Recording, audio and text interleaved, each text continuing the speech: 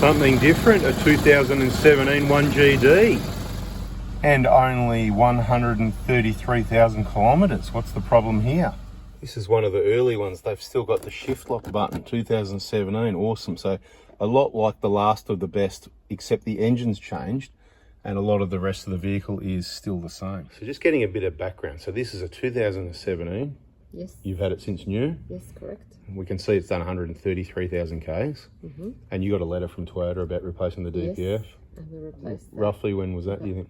2 years ago. A couple of years ago, so 2022 or 3 probably, somewhere around there, yeah. No worries. And I think Toyota are sending letters out to everyone. Hey everyone, does that make sense? Let me know in the comments. If you've got one of these, did you receive a letter about replacing DPFs and stuff like that? Just in the last few days, I received more emails again regarding 1GD vehicles and the DPF class action. And funny thing is, correct me if I'm wrong in the comments, people, but here, basically what it's saying is, if people know about this problem and they think the vehicle's worth less because it's the Prado with DPF problems or any other 1GD with DPF problems, then if you've sold the vehicle already, you might have sold it for less because it's worth less because people know about the problems, so they pay you less. But if you've already sold the vehicle, you're not entitled to the compensation, the difference, the money you would have lost. So I don't know what the point of the class action was. And the other thing is, if you've accepted repairs or something along those lines, again, you can read all this yourself, whatever. Let me know in the comments if I've got it wrong. Apparently you might be entitled to something else, but I don't know what else is going to be relevant. The biggest cost is going to be either the repairs, which it says here, if you've basically taken the repairs, whatever, you're not entitled to, you lose a lot of your main entitlement is the way I'm reading it, right? So I'm sort of thinking all this money, all this time wasted, whatever. I'm not even going to go into the fact of the matter if it's a problem or not. You never had any problem until they said. So you were driving the vehicle for about 5 years, never had any DPF issues at all, and most people are going to be lucky, okay? So Toyota offering to replace it, and then, you know, it might still be worth less because people know about it, but you're no longer entitled to that money. But you might be entitled to some other money. I don't know what that would be anyway. What a load of garbage, I'm thinking. Okay, so I've underlined the important part. Group members who have sold or who will sell their relevant vehicle are not entitled to receive money for reduction in value that you would have otherwise been entitled to under Australian consumer law, blah, blah, blah. You get the picture, right? Or Toyota might offer you to, you know, do the repairs, and if you take up Toyota's invitation to have the DPF system repaired, Toyota will argue in this class action you lose any entitlement. And look, you know, what do you want from them? You want them to fix it? You want them to pay money? I mean, you know, I don't know what everyone's entitled to really or not, but just be really clear here. You needed to leave your vehicle broken on the side of the road for years waiting for the outcome of this class action if you wanted to be entitled to any of the money you lost, because people know about it because it's public, but you're not entitled to it because you didn't leave your car on the side of the road, basically, or you sold your vehicle because you thought it might be unreliable and you lost $5,000, but you're not entitled to that either, even though everybody knew about it, and you should be entitled to it. What a waste of a class action, in my opinion, if you're not going to be entitled to anything. All right, what's this about? This vehicle's here for a vehicle inspection because you were thinking about selling it, yeah? I was thinking about selling it, and we had to get a roadworthy certificate. Everybody loves their Prado, so you're not selling it now, you've changed your mind? I am not selling my Prado. And you like this one better than, what was the year of the other one you had as well? 2023 model. 2023, and you like this one better? Yep. Why?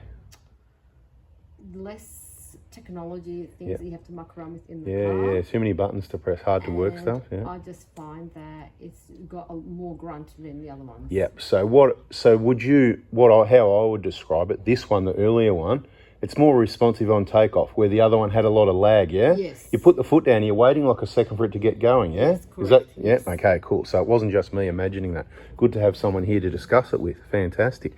So this engine, as I described in a number of videos with both my 1GDs, there's a whole playlist there on these vehicles and these engines.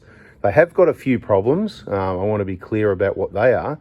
And most people are going to get lucky and not have those problems. I still think it's a good engine. It's most of the stuff that's bolted to it and the maintenance program that could be improved to avoid a lot of these issues.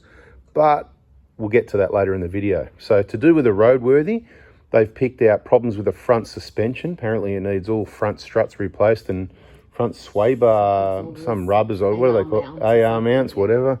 Right, so we're going to put the vehicle up. We're going to do an inspection, check it out anyway since it's here, and have a look at this suspension. I'm about to give it a bounce, and I'll let everybody know in the next part of the video if I think it needed suspension. But I've said already, this vehicle, 130k Prado, what is it, nearly 10 years old, I suppose. It's, what is it, 8 years old, you know.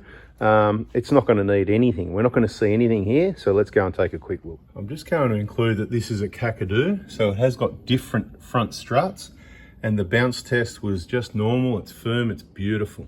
So we'll just take a quick look underneath. I've already had a bit of a sneaky look, and I can see the rear pads, they're okay for now, but they're getting a little bit low.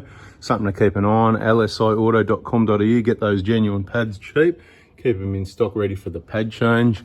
This one doesn't have coil springs in the back. It's a Kakadu, so it rides on air. There's no springs here for the people that don't know. It rides on air, still has shock absorbers. They're all adjustable, and you can get these replacement shockers and struts genuine at a pretty reasonable price. So if you got one of these and you're happy with the stock suspension, I recommend that you probably grab some of those while you can get them and keep them there for next time they need replacement. Bit more washing after the mud next time, just to clean it up a bit. Everything else looks good. The usual sort of bit of an oil leak at the transfer case has been a common one with these Toyota Prados for many years, over 10 years, you know, very minor. I'm not even calling it a leak. There's not a drip, but there's enough oil to make it wet down onto the cover here, but no drip. So you can spend $1,000, pull out the transfer case, replace the seal, clean it all up and do some related works while you're there. Or you can just ignore it and just wash it every now and then, hit it with a degreaser. That's probably what I'd do if it was my car. And that way I can keep an eye on how bad it is. Or if you can't handle it like that, but you don't want to waste money, clean it up. Check out my most popular video, cheapest oil leak fix that works. And have a look at all the experts in the comments that say tighten up these bolts. Let's be clear, there's not meant to be any oil in there. It's the seal on the front of the transfer case that has this very super minor leak. And the amount of oil coming out here, it'd probably take about 10 years to lose 50 mil, whatever. So it's that minor, it's not worth fixing, but you could just RTV it up there to hide it if that's your OCD fix, if you know what I mean. Back here, all looks pretty normal. Bit of grease there, that's just from the prop shaft. People that watch the videos already know that sort of stuff. Inspection playlist there. Front brakes looking all right for now. Drive shafts are all good. There's nothing wrong with any of these bushes or any of these. I mean, these are giant, these sway bar mounts, whatever, and those rubbers. There's nothing wrong with any of those, right? Have a good look at them, right? Nothing wrong with them. I don't know, this roadworthy guy, what he was picking on. There's no leaks on any of the struts either. Like I said, I'd probably recommend it 150k thereabouts to replace them, just to keep them fresh. They are wear and tear items. I believe they're very good quality and good condition, and they don't need to. You could probably get a bit more out of them. 200 to be pushing it though, which is why it's a good idea to make that purchase. Upper ball joints, bit of a sweat on it, all pretty normal. There's nothing to see here. Where's the sweat on the rack boot? Not really on that one. Let's check this side. Just a little bit on the inside, just starting. Again, nothing to worry about. Watch the video, save yourself money, keep it reliable and get yourself informed. Bada bing, bada boom. I don't think there's anything else to see on this vehicle. As suspected, it's just a Prado. Easy stuff. Did you say they said this is dangerous to drive while it's like this?